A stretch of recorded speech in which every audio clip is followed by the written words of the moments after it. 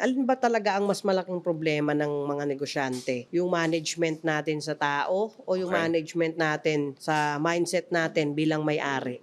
Babalik pa rin ako doon. Number one pa rin, nandun pa rin ako sa mindset na may-ari. Bakit? You cannot give what you don't have. Madalas kasi iniisip natin problema ng tao. And ako rin. Kumbaga guilty rin ako dyan na parang itong tao na to, problema ka to, etc. etc. Ang natutunan ko is you do not get what you want, you attract who you are. Yan tama. Bakit? Sino ba nag-hire dun sa tao na yon? Sino nag-onboard dun sa tao na yon? Oo. Mm. Di ba? So it's really understanding that everything actually is your fault. And if you start with that level of responsibility that it's my fault, now you become careful next time.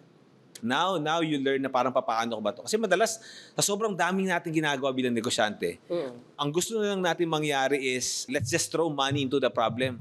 Problema ko tao, tanggalin na lang natin yan. And hindi natin lang, pag ginawa natin yun, mas lalong lalaki yung problema natin.